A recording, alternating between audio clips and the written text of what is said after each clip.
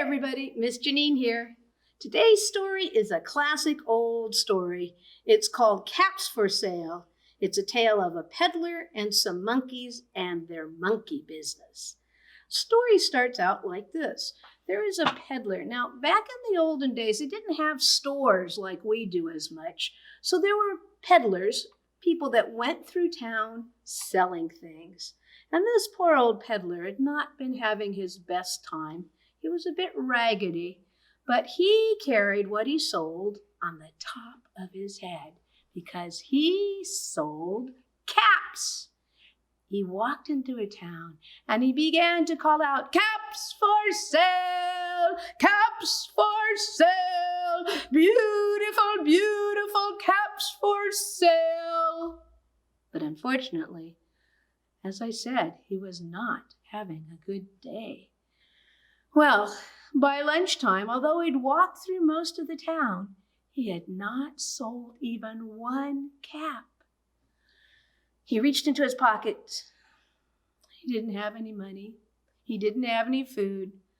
But near the town, there was a forest.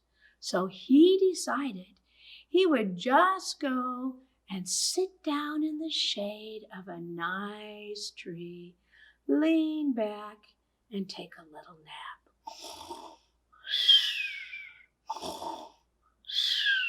In no time, he was sound asleep. Well, up in that tree, there were monkeys. Now you have to imagine not just one monkey, but a tree full of monkeys. And very quietly, they crept down and they took his what color? Right, green caps. They took his yellow caps, his pink caps, and last of all, they took his red caps. And every monkey put on a cap and climbed up in the tree. Well, after the peddler had been napping for a while, he decided he was going to go down to town and see if he could improve his luck and sell his caps. So he stood up and stretched. "Oh, what a nice nap I've had. Well, I must be careful so I don't lose my caps. My caps! My caps! What happened to my caps? Where have all the caps gone off the top of my hat?" Well, he turned around, and you can imagine how surprised he was to see the tree filled with monkeys all wearing his caps.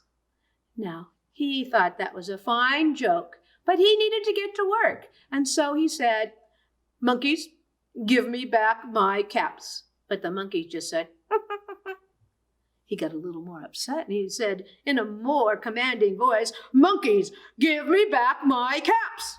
And the monkeys just said, in a more louder voice.